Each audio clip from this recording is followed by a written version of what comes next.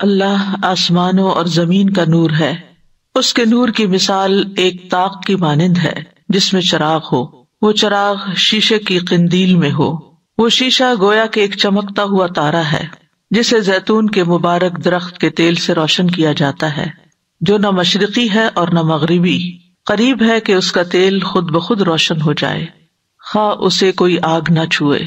یہ نور پر نور ہے، اللہ جسے چاہتا ہے اپنے نور کی طرف رہنمائی کرتا ہے، اور اللہ لوگوں کے لیے مثالیں بیان کرتا ہے، اور اللہ ہر چیز کو خوب جاننے والا ہے۔ اللہ سبحانہ تعالیٰ کے اس نور کی مثال سورۃ نور میں آئی ہے۔ اس سورت میں اللہ تعالیٰ نے بہت سے نورانی احکامات دیے ہیں، جن کے بعد اللہ تعالیٰ فرماتے ہیں وَلَقَدْ أَنزَلْنَا إِلَيْكُمْ آيَاتٍ مُبَيِّنَاتٍ، بلا شبہ ہم نے تمہاری طرف واضح آیات نازل کی ہیں۔ مقصد کیا تھا؟ کہ لوگ گمراہی سے، اندھیروں سے نکل کر نور ہدایت کی طرف آ جائیں۔ بلا شبہ اللہ تعالیٰ کی آیات، اللہ تعالیٰ کے احکامات روشن انوار ہیں۔ قرآن مجید بھی اللہ تعالیٰ کا نور ہے جو نازل کیا گیا ہے۔ سورۃ النساء میں ایک جگہ پر آتا ہے یا ایھا الناس قد جاءکم برہان من ربکم وانزلنا الیکم نورا مبینا، اے لوگو بلا شبہ تمہارے پاس تمہارے رب کی طرف سے ایک واضح دلیل آ گئی ہے، اور ہم نے تمہاری طرف ایک واضح نور نازل کیا ہے۔ لہذا نور ہدایت کی مثال بیان کرنے کے لیے اس مثال کو یہاں لایا گیا ہے۔ اللہ تعالیٰ فرماتے ہیں اللہ نور السماوات والارض، اللہ آسمانوں اور زمین کا نور ہے۔ نور کہتے ہیں پھیلنے والی روشنی کو جو اشیاء کو دیکھنے میں مدد دیتی ہے۔ اللہ تعالیٰ آسمان و زمین کا نور ہے، یعنی نور کا منبع اللہ کی ذات ہی ہے۔ اللہ تعالیٰ کی ذات و صفات نور ہے، اللہ تعالیٰ بذات خود نور ہے، اس کا حجاب نور ہے، اس کے نور سے عرش، کرسی، سورج، چاند، جنت سب روشن ہیں، منور ہیں۔ حسی نور کا منبع بھی اللہ کی ذات ہے، اور مانوی نور کا منبع بھی۔ مانوی نور میں جیسے اللہ کی کتاب نور ہے، اس کی شریعت نور ہے، ایمان نور ہے، اللہ تعالیٰ کے رسولوں، اس کے مومن بندوں کے دلوں میں جو اللہ کی معرفت ہے وہ بھی اس معرفت الہی کا نور ہے۔ اگر اللہ سبحانہ تعالیٰ کا یہ نور نہ ہو تو ہم سب گمراہیوں میں اور گمراہی کے اندھیروں میں ڈوب جائیں۔ تو نور کی بنیادی طور پر دو اقسام ہیں، ایک ہے غیر مخلوق نور اور ایک ہے مخلوق نور۔ غیر مخلوق نور یہ اللہ سبحانہ تعالیٰ کی ذات ہے، کیونکہ اللہ تعالیٰ مخلوق نہیں ہے، اس کی صفات ہے، اس کا کلام ہے، اس کی آیات ہیں، یہ مخلوق نہیں ہے۔ دوسری طرح کا نور جو مخلوق ہے یہ اللہ تعالیٰ کی ذات سے جدا ہے، الگ ہے، اس کا حصہ نہیں ہے۔ چنانچہ وہ نور جو ہم سورج، چاند، ستاروں میں دیکھتے ہیں، چراغوں میں دیکھتے ہیں، لائٹس میں دیکھتے ہیں، یہ مخلوق نور ہے، کریٹڈ ہے، بنایا گیا ہے۔ اور پھر مخلوق جو نور ہے اس میں سے بھی کچھ حسی نور ہے اور کچھ مانوی نور ہے، یعنی جو مخلوقات نور ہیں ان میں سے کچھ نور حسی ہیں، کچھ مانوی ہیں۔ حسی کی مثال جیسے ابھی دی گئی چاند، ستارے، سورج وغیرہ، اور مانوی جیسے اللہ تعالیٰ کی معرفت کا نور، ہدایت کا نور۔ تو نور جو ہے یہ اللہ تعالیٰ کی ذاتی صفت بھی ہے جو قرآن و سنت سے ثابت ہے۔ وَأَشْرَقَتِ الْأَرْضُ بِنُورِ رَبِّهَا، زمین اپنے رب کے نور کے ساتھ روشن ہو جائے گی۔ اللہ نور السماوات والارض۔ اسی طرح حدیث میں آتا ہے، ابو موسیٰ اشعری کہتے ہیں رسول اللہ صلی اللہ علیہ وسلم نے ہمارے درمیان کھڑے ہو کر ہمیں 5 باتوں پر مشتمل ایک خطبہ دیا۔ وہ 5 باتیں یہ تھیں کہ بے شک اللہ تعالیٰ سوتا نہیں اور نہ سونا اس کے شایان شان ہے۔ دوسری بات، وہ میزان کے پلڑوں کو جھکاتا اور اوپر اٹھاتا ہے۔ تیسری بات، رات کے اعمال دن کے اعمال سے پہلے اور دن کے اعمال رات کے اعمال سے پہلے اس کے سامنے پیش کیے جاتے ہیں۔ پھر اگلی بات، اس کا پردہ نور ہے، اس کا حجاب نور ہے، اگر وہ اس کو کھول دے تو اس کے چہرے کے انوار جہاں تک اس کی نگاہ پہنچے اس کی مخلوق کو جلا ڈالیں، یعنی اللہ تعالیٰ کے چہرے کی تجلیات تمام مخلوق کو جلا دیں، کیونکہ اللہ تعالیٰ کی بصارت تمام مخلوقات تک پہنچتی ہے۔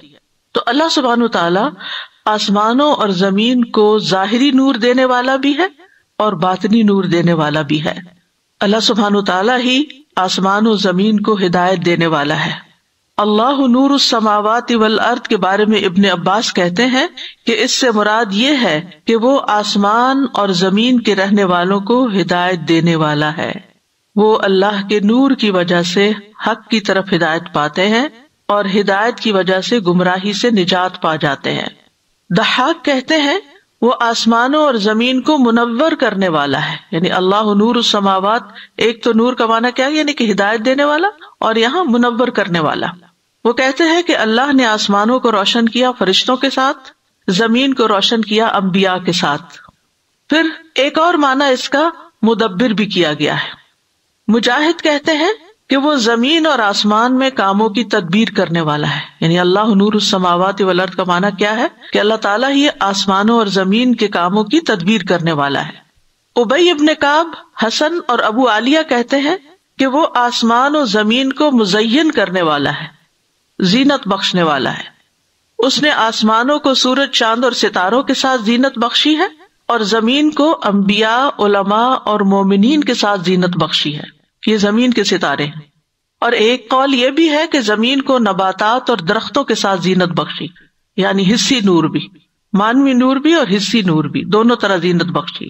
اور بات یہ ہے کہ نور کا منبع اور سورس اللہ کی ذات ہی ہے. ہر طرح کا نور وہیں سے آتا ہے، یعنی وہی دیتا ہے، چاہے حصی ہو یا مانوی ہو. کائنات کی جتنی ظاہری روشنیاں ہیں یا نور ہے، قیامت کے دن یہ ختم ہو جائے گا. سورج کا نور، اذا الشمس کورت واذا النجوم انکدرت، اسی طرح وجمع الشمس والقمر، سورج اور چاند اکٹھے کر دیے جائیں گے تو یہ ساری روشنیاں ختم ہو جائیں گی. سورج، چاند، ستارے لپیٹ دیے جائیں گے. اللہ سبحانہ تعالیٰ پھر بندوں کا فیصلہ کرنے کے لیے آئیں گے. تو پھر وَأَشْرَقَتِ الْأَرْضُ بِنُورِ رَبِّهَا، زمین اپنے رب کے نور کے ساتھ روشن ہو جائے گی. یعنی اللہ سبحانہ تعالیٰ اس کو منور کریں گے. اس کی حقیقت کیا ہے، کیسے ہوگا، یہ اللہ تعالیٰ ہی بہتر جانتا ہے. لیکن یہ جو ظاہری حصی روشنیاں اور نور دنیا میں دیا گیا ہے، قیامت کے دن یہ نہیں ہوگا. اور یہاں یہ بات یاد رہے کہ اللہ تعالیٰ کے اس فرمان کا معنی غلط طور پر نہ لیا جائے کہ اللہ آسمان و زمین کا نور ہے، یعنی نعوذ باللہ یہ جہاں سے بھی روشنی ہمیں نظر آ رہی ہے، مل رہی ہے، یہ اللہ تعالیٰ کا حصہ ہے. ایسا نہیں ہے، یہ اللہ کا جز نہیں ہے، اللہ کی تخلیق ہے. کیونکہ لیس کمثلہ شیء، اس جیسی کوئی بھی چیز نہیں. یعنی اگر ہم کہیں اللہ نور ہے، جو کہ اس کی صفت بھی ہے، اور یہ بھی نور ہے، تو یہ نور شاید اس نور کا کچھ حصہ، ایسا نہیں ہے. اللہ تعالیٰ کا ذاتی نور حجاب کے پیچھے ہے. ٹھیک ہے، لیس کمثلہ شیء. اللہ سبحانہ و تعالیٰ آسمان و زمین کو روشن کرنے والا ہے، گائیڈ کرنے والا ہے، ہدایت دینے والا ہے. کس چیز نے کیا کام کرنا ہے، ہر چیز کو اس نے ہدایت دی ہے. جس بھی چیز کو تخلیق کیا اسے اس کا مقصد بتایا ہے. انسان کو بھی تخلیق کیا، اسے بھی اس کی زندگی کا مقصد بتایا ہے، اس کو بھی ہدایت دی ہے. تو مثل نورہ کمشکات، اس کے نور کی مثال مشکات کی طرح ہے، نیش کی طرح ہے. نور ہی میں جو ہی کی ضمیر ہے، اس کے بارے میں دو اقوال ہیں. ایک ہے کہ ضمیر اللہ تعالی کی طرف لوٹ رہی ہے، یعنی مومن کے دل میں اس کی ہدایت کی مثال. مومن کے دل میں اللہ کی ہدایت یعنی اس کے نور جو اللہ تعالیٰ مومن کے دل میں ڈالتا ہے، اس کی مثال. دوسرا یہ کہ یہ ضمیر مومن کی طرف لوٹ رہی ہے، یعنی مومن کے دل میں جو نور ہے اس کی مثال مشکات کی طرح ہے. سعید ابن جبیر ابن عباس سے روایت کرتے ہیں کہ ابن مسعود یوں پڑھا کرتے تھے، مثل نورہ فی قلب المؤمن، کہ مومن کے دل میں اللہ کے نور کی مثال، یعنی وہ نور جو اللہ نے مومن کے دل میں ڈالا ہے اس کی مثال کمشکات، مشکات کی طرح ہے. مشکات پہلے زمانے میں دیوار کے اندر ایک رخنا یا ایک نیش یا ایک خالی جگہ ہوتی تھی، تاک جس کو بولتے ہیں، اس کے لیے استعمال ہوتا ہے. یہ کھڑکی نہیں ہوتی. کھڑکی وہ ہوتی ہے جس میں سوراخ ہوتے ہیں، دوسری طرف نظر آتا ہے، ہوا اندر آتی ہے، روشنی اندر آتی ہے. وہ عربی میں نافذہ کہلاتی ہے، یعنی اس میں نفوذ کر جاتی ہے ہوا، روشنی وغیرہ. لیکن طاق وہ ہوتا ہے جو یک طرفہ طور پر ایک کھڑکی کی طرح نظر آتا ہے دیوار کے اندر گہری جگہ، اور اس میں عموماً چراغ ہی رکھے جاتے تھے. تو یہاں مشکات سے مراد کیا چیز ہے؟ مشکات سے مراد مومن کا سینہ ہے. اور اگر ہم دیکھیں تو ہماری پسلیوں کے اندر جو ہمارے سینے کی جگہ ہے وہ بھی نیش کی طرح ہی ہے. تو مومن کا سینہ مشکات کی طرح ایمان کے نور کی حفاظت کرتا ہے. یعنی نیش جو ہے اس کا مقصد کیا ہے کہ جو چراغ ہے وہ ہر طرح کی ہوا سے اور ہر قسم کی جو ڈسٹریکشن ہے اس سے بچ کے اس خاص جگہ کے اندر ہو تاکہ وہ پوری طرح اپنی روشنی دے سکے. اب بھی آپ دیکھیں کہ یہ کانسیپٹ موجود ہے کہ جیسے لائٹ بلبز لگائے جاتے ہیں یا ٹیوب لائٹس لگائی جاتی ہیں تو ان کے ساتھ ریفلیکٹرز ہوتے ہیں یا وہ خاص چیز کے اندر یعنی کیس کے اندر ہوتے ہیں. تو یہ ہمارا جو سینہ ہے یہ بھی ایک کیس کی طرح ہے، جیسے دیوار میں ایک کیس ہوتا ہے، نیش ہوتا ہے جس کے اندر چراغ رکھا جاتا ہے اور وہ حفاظت کے لیے ہوتا ہے. یہ روشنی کو محفوظ بھی کر لیتا ہے اور چراغ کی روشنی وہاں ایک طرح سے جمع ہو جاتی ہے. اگر کسی اوپن جگہ پر رکھ دے تو وہ پھیل جائے گی اور وہ اتنی زیادہ روشن نہیں ہوگی.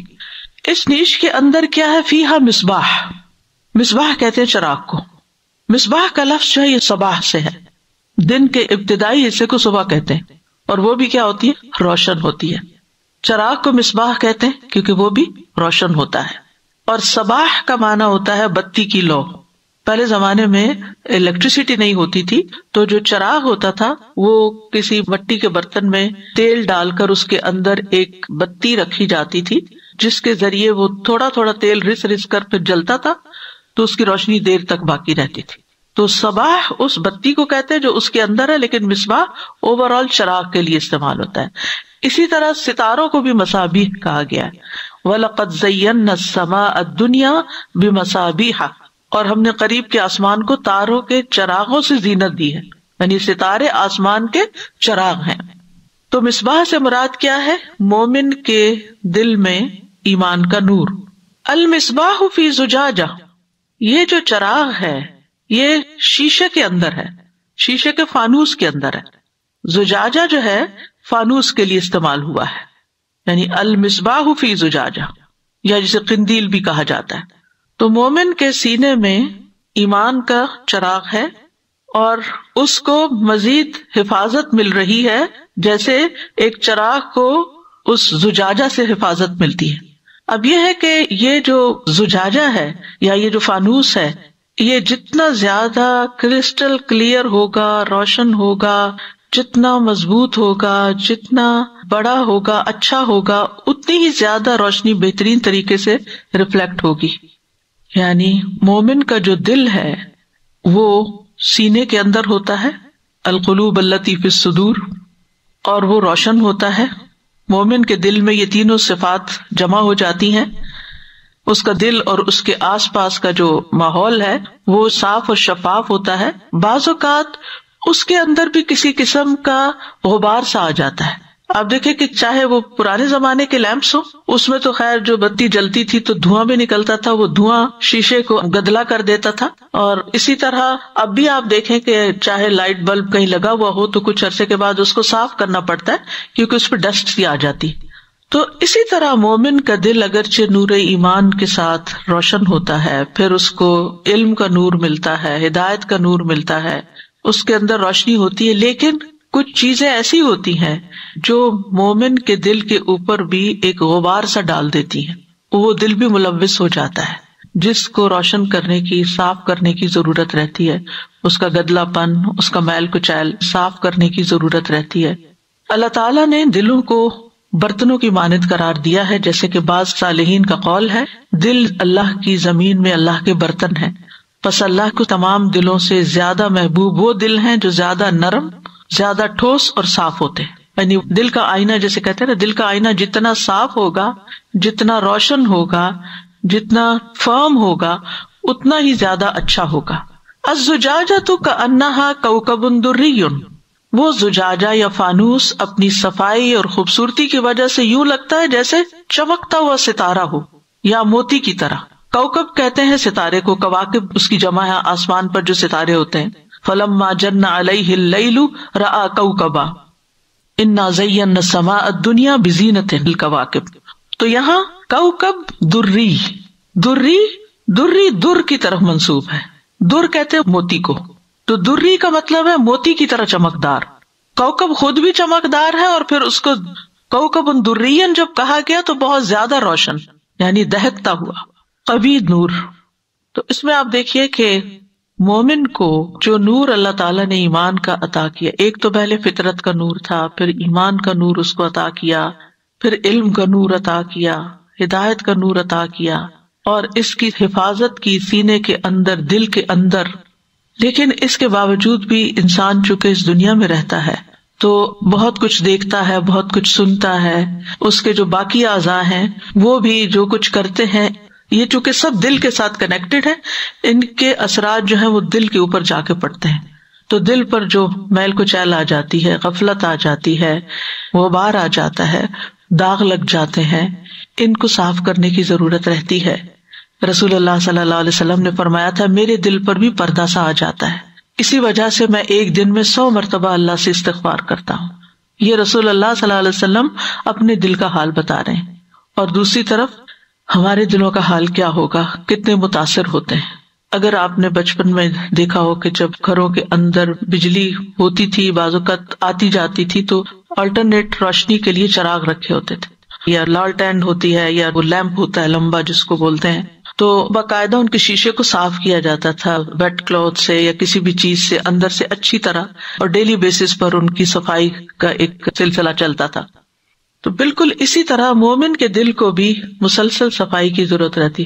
کچھ میل کچیل تو استغفار سے دھل جاتی ہے، کچھ داغ ذرا زیادہ پکے ہوتے ہیں. تو آپ دیکھیے جب کپڑے کے اوپر کوئی داغ لگتا ہے تو اس کو آپ گرم پانی سے دھوتے ہیں، صابن سے دھوتے ہیں.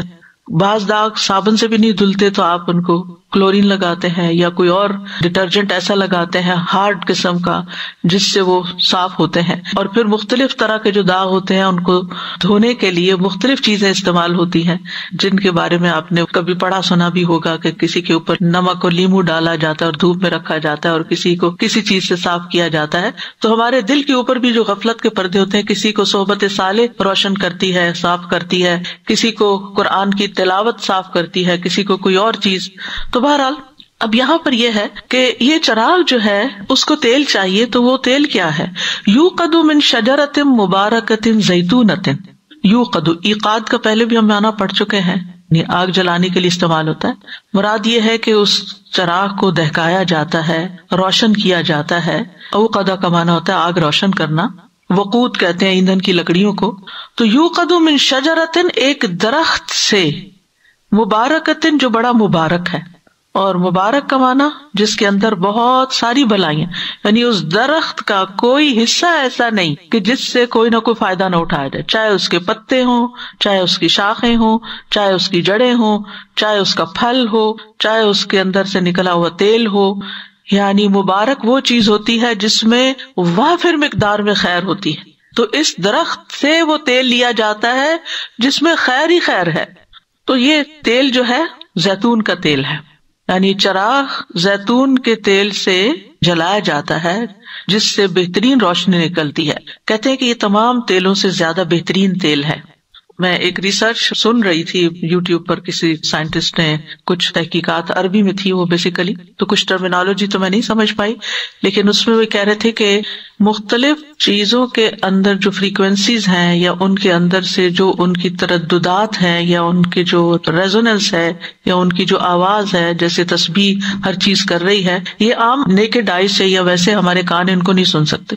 تو انہوں نے کچھ اس طرح کے مشاہدات کیے مختلف چیزوں کے اندر، یہ دیکھنے کے لیے کہ اس کے اندر کس قسم کی لائف ہے یا اس کی آواز کیسے ہے یا اس کی روشنی اس کے اندر سے کیسے نکلتی ہے. تو یہ پتا چلا کہ سب سے زیادہ جس کے اندر سے روشنی نکلتی ہے وہ زیتون کے تیل کے اندر ہے. اور پھر بہت سے فائدے بتائے گئے تھے کہ 100 بیماریوں کا علاج ہے، یعنی 100 سے زائد بیماریاں زیتون کے تیل سے یا زیتون کو کسی شکل میں کھانے سے ان کو شفا ملتی ہے، کیونکہ اللہ تعالیٰ نے اس کو مبارک کہا ہے. پھر اسی طرح نبی صلی اللہ علیہ وسلم نے بھی فرمایا ہے کہ زیتون کو کھاؤ بھی اور اس کا تیل لگاؤ بھی.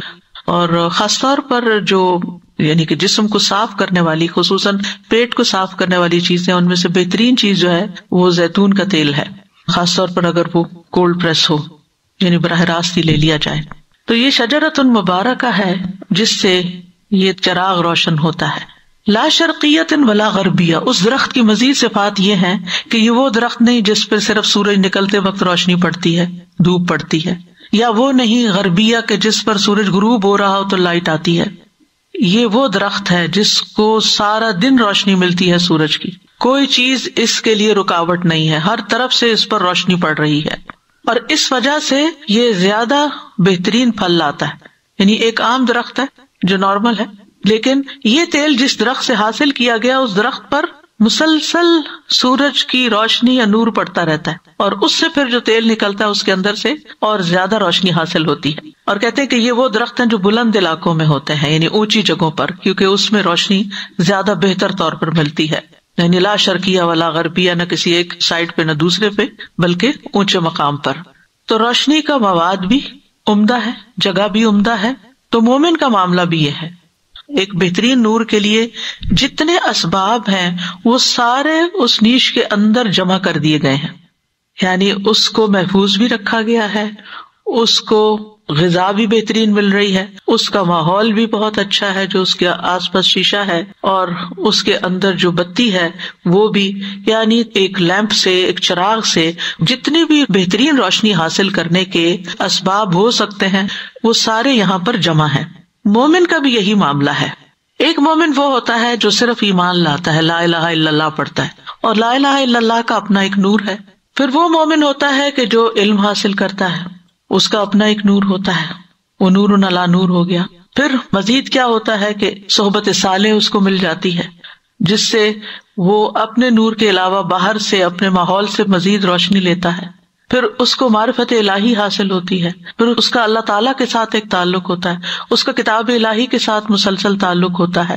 تو پھر نور پر نور جمع ہو جاتا ہے. یکاد زیتها یضیء ولو لم تمسسہ نار، قریب ہے کہ اس کا تیل جو ہے وہ خود ہی بھڑک اٹھے اگرچہ اس کو آگ نہ بھی چھوئے. یعنی زیتون کے تیل کے اندر اپنی ہی ایک روشنی ہے، اگر اس کو نہ بھی آگ کے ساتھ ٹچ کیا جائے یا اس کے اندر وہ چراغ کی بتی نہ بھی ڈالی جائے اور اس پہ آگ نہ بھی لگائی جائے تو بذات خود اس تیل کے اندر بھی روشنی موجود ہے. اور اس وقت اس کا کیا حال ہوگا جب اس کو آگ سے روشن کر دیا جائے. یعنی ایمان تو پہلے ہی ہے جیسے روغن زیتون ہے، لیکن علم اور ہدایت کا نور آگ کی طرح ہے جو اندر کے ایمان کے ساتھ ملتا ہے تو وہ روشنی ہر طرف پھیل جاتی ہے. نور علی نور، یعنی ہدایت کا نور، ایمان کا نور، قرآن کا نور، روشنی پر روشنی. پھر یوں بھی کہا گیا کہ فطرت کا نور جو اللہ تعالیٰ نے ہر ایک کے اندر اپنی پہچان کے لیے جب عہد الست لیا تھا اس وقت ڈال دیا تھا وہ نور. پھر جب دنیا میں آئے اور انبیاء کی تعلیم ملی، ان کی دعوت نصیب ہوئی تو نور ایمان حاصل ہو گیا. پھر ان کی تعلیمات سے فائدہ اٹھایا، اور پھر جنہوں نے زیادہ محنت کی، غور و فکر کیا، معرفت حاصل کی، اسی اعتبار سے ان کا نور بڑھتا چلا گیا. اور جتنا جتنا جس کے پاس یہ وسائل زیادہ ہوں گے اس کا نور اتنا ہی زیادہ ہوگا. یعنی جب یہ ساری چیزیں جمع ہو جاتی ہیں اور دل روشن ہو جاتا ہے تو پھر انسان کو صحیح معنوں میں نفس مطمئنہ نصیب ہوتا ہے.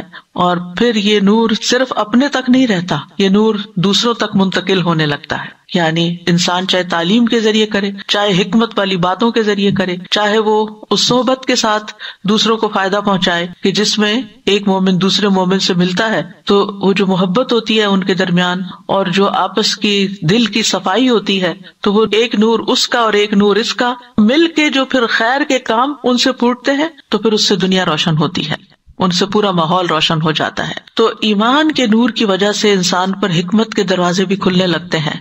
بعض سلف صالحین نے اس آیت کے بارے میں کہا کہ اس سے مراد وہ مومن ہے جو حکمت پر مبنی بات کرتا ہے، اگرچہ اس نے اس کے بارے میں کوئی حدیث نہ بھی سنی ہو، پھر بھی اس کے اندر کی جو خیر ہے وہ ایک نور کی شکل میں دوسروں کو روشنی دیتی. بعض اوقات کہتے ہیں نا کہ میرے دل میں کچھ سوال تھے، میرے دل میں کچھ کنفیوژن تھی اور میں نے فلاں کی یہ بس ایک ہی بات سنی تو میری ساری جو کنفیوژنز تھی وہ دور ہو گئی. تو یہ کیا تھا؟ یہ وہ نور پڑا اس کا کہ جس کی وجہ سے وہ اندر کنفیوژن کے جو اندھیرے تھے وہ دور ہو گئے. وہ کہتے ہیں جب وہ اس کے بارے میں کوئی حدیث یا آیت سن لیتا ہے تو یہ نور پر نور ہو جاتا ہے. یعنی مومن کے اندر جو حکمت کی باتیں ہوتی ہیں وہ تو اپنی جگہ، لیکن اس کی اپنی فہم و فراست، اس کی سمجھ بوجھ، اس کی جو عقل ہے، یہ سارے ایک طرح سے نور ہے نا. تو اس میں جب علم ہدایت وحیین یعنی قرآن و سنت کی وحی جو ہے اس کا نور شامل ہوتا ہے تو یہ نور علی نور ہو جاتا ہے. یعنی دل میں موجود ایمان کا نور قرآن کے نور کے مطابق ہو گیا. اسی طرح ابی کہتے ہیں کہ مومن 5 طرح کے نور میں چلتا ہے، اس کا قول نور ہے، اس کا عمل نور ہے، اس کا گھر میں داخل ہونا نور ہے، اس کا گھر سے نکلنا نور ہے، اور قیامت کے دن اس کا لوٹنا نور کی طرف ہوگا۔ اور ویسے بھی آپ دیکھیں کہ جو چیز دل کے اندر ہوتی ہے وہ انسان کے سارے اعضاء پر اثر کرتی ہے نا۔ اگر دل روشن ہوگا تو ہر عضو روشن ہوگا، اسی کے مطابق پھر انسان اچھے عمل بھی کرے گا، ہاتھوں سے بھی اچھے کام کرے گا، زبان سے بھی اچھی بات بولے گا، پاؤں سے وہ اچھے کاموں کے لیے چلے گا، اپنی طاقت اچھے کاموں میں استعمال کرے گا، اور پھر اسی نور کے اندر وہ دنیا میں رہتا ہے تاکہ اس کی موت آ جاتی ہے، اور جب اس کی موت آتی ہے تو اس کی خبر بھی نور ہی نور ہوتی ہے، اس میں بھی اندھیرا نہیں ہوتا، وہ بھی روشن ہوتی ہے۔ اور پھر جب وہ قیامت کے دن اٹھتا ہے تو اس کا نور اس کے ساتھ ہوتا ہے، اور پھر ہر جگہ پر اس کا نور اس کے ساتھ رہتا ہے، اور جنت تک پہنچتے ہوئے یہاں تک کہ یعنی پل صراط بھی اندھیری جگہ ہے نا، تو وہاں سے بھی اس کی اپنی روشنی ساتھ ہوتی ہے، حتیٰ کہ وہ جنت میں داخل ہو جاتا ہے جو کہ نور کی جگہ ہے، جہاں اس کے نور کی تکمیل ہو جاتی ہے۔ یہدی اللہ لنورہ من یشاء، اللہ اپنے نور کی طرف اسی کی رہنمائی کرتا ہے جس کو وہ چاہتا ہے۔ کیا یعنی جس کے بارے میں وہ جانتا ہے کہ اس شخص کے اندر خیر ہے، یہ طیب و طاہر ہے، اس کا نور مزید بڑھے گا، تو اس کو اپنے نور کی طرف رہنمائی کر دیتا ہے، یعنی اپنی معرفت دے دیتا ہے، اپنے دین کا علم دے دیتا ہے۔ وَيَضْرِبُ اللَّهُ الْأَمْثَالَ لِلنَّاسِ، اور اللہ لوگوں کے لیے مثالیں بیان کرتا ہے تاکہ وہ اس سے عقل فہم حاصل کریں۔ اور یہ اللہ تعالیٰ کا بندوں پر بہت بڑا احسان ہے، کیونکہ ان مثالوں کے ذریعے بات واضح ہو جاتی ہے، حق باطل سے واضح ہو جاتا ہے، اور جو چیزیں ایک صرف کانسیپٹ ہوتی ہیں وہ ایک فزیکل فارم میں ہمارے سامنے آ کر ہمیں زیادہ بہتر طور پر بات سمجھا دیتی ہیں۔ تو یہ جو پورے نیش اور پھر اس میں چراغ، اور چراغ جو ہے وہ فانوس کے اندر، اور پھر جو اس کی غذا ہے یا جس سے وہ جلایا جا رہا ہے وہ بھی روشن، یعنی چراغ خود بھی روشن ہوتا ہے لیکن اس روشنی میں زیتون کا تیل اور اضافہ کر رہا ہے، اور شیشہ جو ہے وہ بھی اس روشنی کو مزید تقویت دے رہا ہے، اور اس فانوس کی وجہ سے وہ نور فوکسڈ ہو گیا، ایک جگہ جمع ہو گیا ہے، جس سے پھر ہر طرف اس کی لائٹ جا رہی ہے۔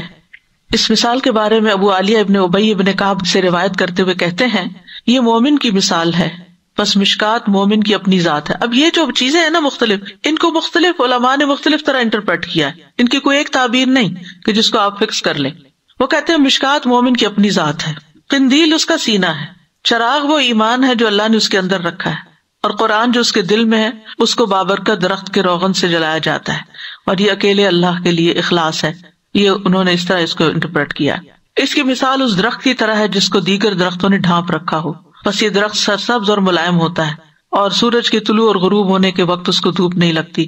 یہی حال مومن کا ہے کہ وہ اس بات سے محفوظ ہے کہ اس کو کوئی فتنہ پہنچے، یعنی اس کے اندر کا نور اتنا اسٹرانگ ہے کہ اگر کوئی فتنہ یا وسوسہ آتا ہے تو وہ اس کو بھسم کر دیتا ہے۔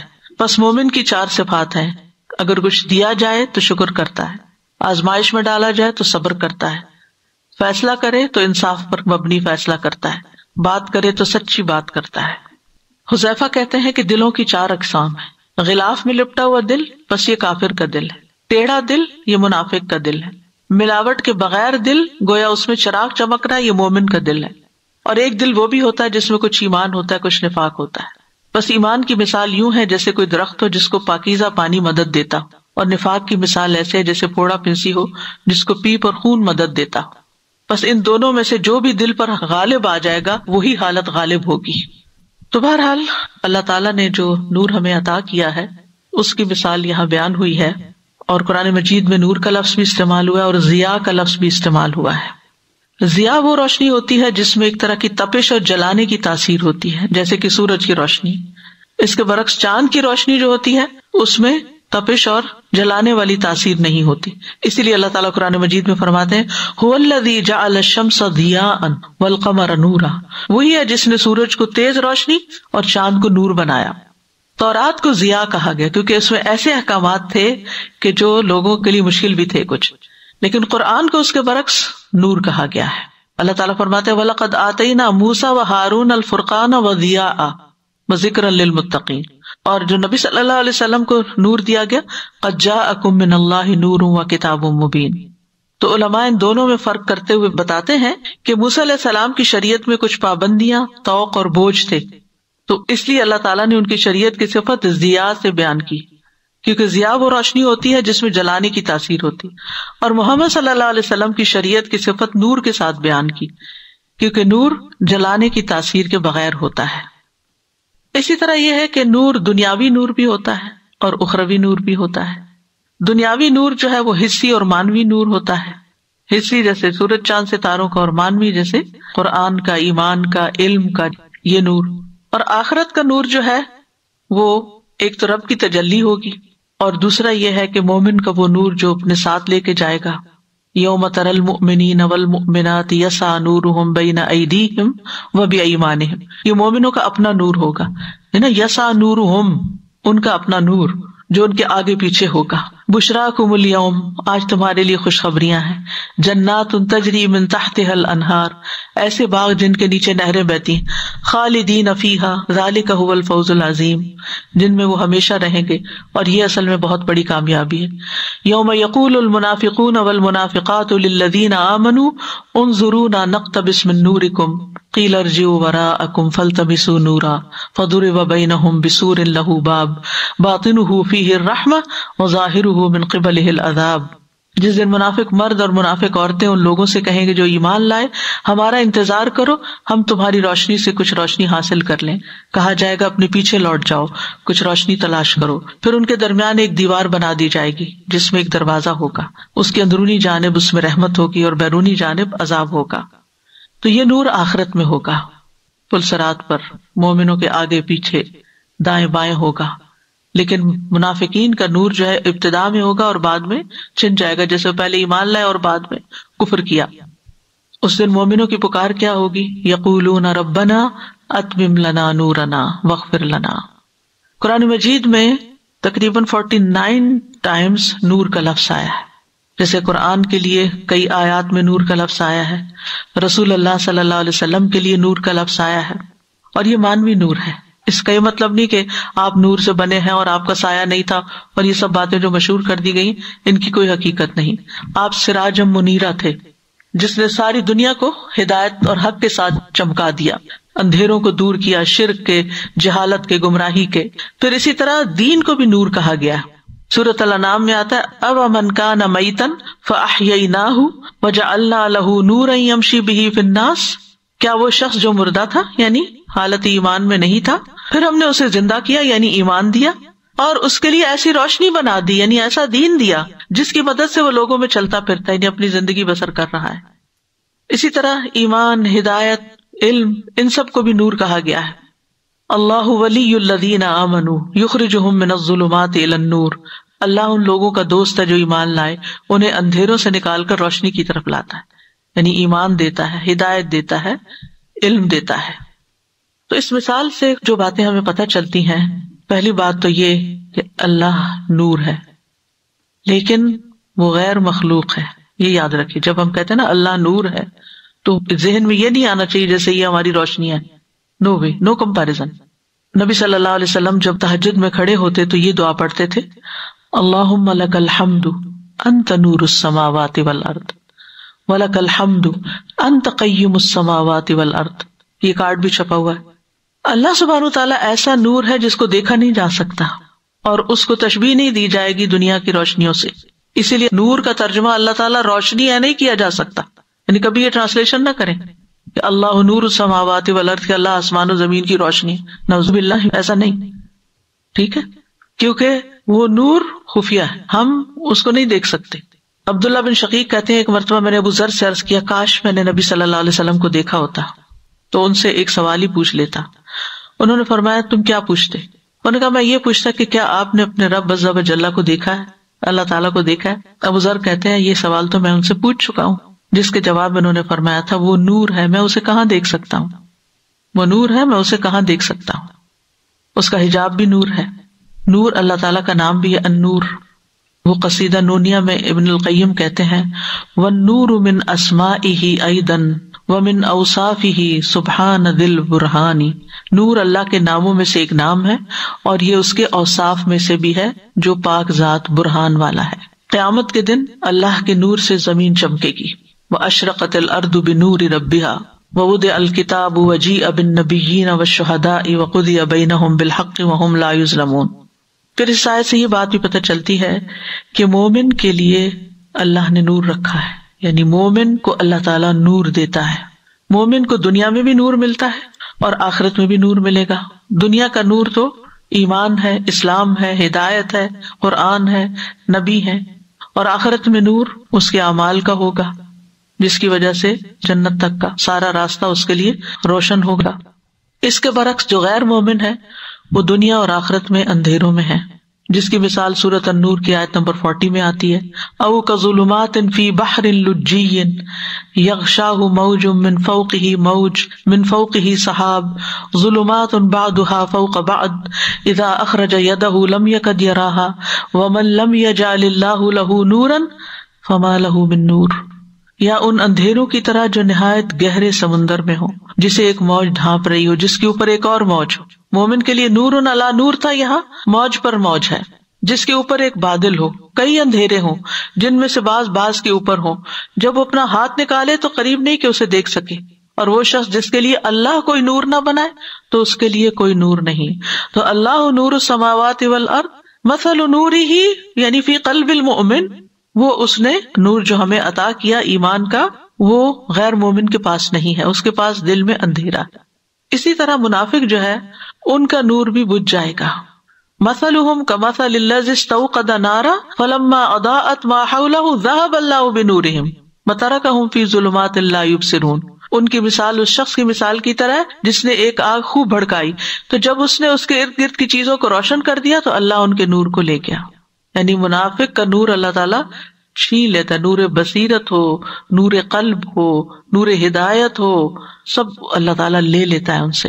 اگرچہ ابتدا میں ان کو نور ملتا ہے، وہ اسلام کا اظہار کرتے ہیں، اقرار کرتے ہیں، اور قیامت کے دن بھی اسی طرح ان کا نور بجھ جائے گا، جیسے سورۃ الحدید کی آیت نمبر 13 اور 14 میں بیان ہوا۔ تو کرنے کے کام یہ ہے کہ ہمیں نور پانے والے کام کرنے چاہیے، نور کی تلاش رہنی چاہیے، نور کو بڑھاتے رہنا چاہیے۔ وہ سارے اسباب جو نور میں اضافے کا ذریعہ بنتے ہیں، ان اسباب کو اختیار کرنا چاہیے۔ یہ جو اللہ تعالیٰ نے مثال دی ہے نا چراغ کی، اور وہ پھر فانوس میں، اور پھر وہ ساری چیزیں، تو یہ جو نور ہے اس پر مزید نور کا اضافہ کرتی ہیں، یہ ساری چیزیں اس کی حفاظت کرتی ہیں، اس کو تیز کرتی ہیں، یعنی اس کی وولٹیج بڑھا دیتی ہیں۔ تو اسی طرح اگر ہم ایسے کام کریں گے کہ جن سے ہمارا نور بڑھے گا، تو یہ ہماری مسلسل کوشش رہنی چاہیے۔ پھر یہ کہ دل کے آئینے کو صاف کرتے رہنا چاہیے تاکہ وہاں پر کسی قسم کا کوئی غبار نہ ہو، کوئی میل کچیل نہ ہو۔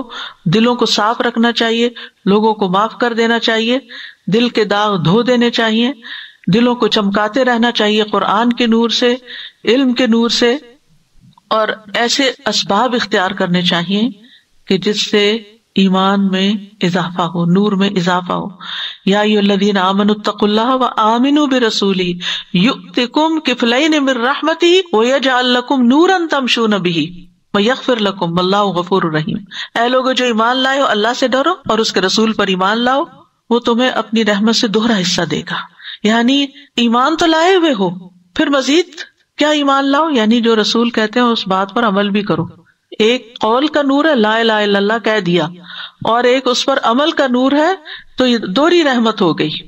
وَيَجْعَلْ لَكُمْ نُورًا تَمْشُونَ بِهِ، پھر اللہ نور بصیرت دے دے گا، حکمت دے دے گا، پھر اللہ تعالیٰ زندگی کے مختلف مشکل مقامات پر صحیح فیصلوں کی توفیق عطا فرما دے گا۔ یؤتکم کفلین من رحمتہ ویجعل لکم نورا تمشون بہ، پھر کنفیوژنز ختم ہو جائیں گی، ابہام ایمبیگوٹیز ختم ہو جائیں گی، اور یہ روشن وحی کی پیروی کرنے سے ہی حاصل ہوگا۔ جیسے صحابہ کرام تھے، فالذین آمنوا بہ وعزروہ ونصروہ واتبعوا النور الذی انزل معہ اولئک ھم المفلحون۔ پھر اسی طرح وہ اعمال جس سے نور میں اضافہ ہوتا ہے، چھوٹے چھوٹے اعمال بھی، جیسے وضو جو ہے، یہ قیامت کے دن ہمارے وضو کے اعضاء کے چمکنے کا باعث بنے گا، یعنی نبی صلی اللہ علیہ وسلم اس سے اپنی امت کو پہچانیں گے۔ کرنے کو تو چھوٹا سا کام ہے لیکن یہ نور بڑھانے کا سبب ہے۔ پھر اسی طرح 5 نمازوں کی پابندی سے نور ملتا ہے۔ نبی صلی اللہ علیہ وسلم نے فرمایا جو شخص اس کی پابندی کرے گا نماز کی، تو یہ اس کے لیے قیامت کے دن روشنی، دلیل اور نجات کا سبب بن جائے گی۔ اور جو نہیں کرے گا اس کے لیے نہیں بنے گی. وہ قیامت کے دن قارون، فرعون، حامان اور ابی ابن خلف کے ساتھ ہوگا. پھر اسی طرح قرآن مجید کی تلاوت، اس کا فہم، اس کا تدبر، اس میں غور و فکر، یہ سب نور میں اضافے کا سبب ہے. جتنی جتنی تلاوت زیادہ ہوگی، جتنا جتنا اس میں غور و فکر زیادہ ہوگا، اتنا اتنا نور بڑھتا چلا جائے گا. نبی صلی اللہ علیہ وسلم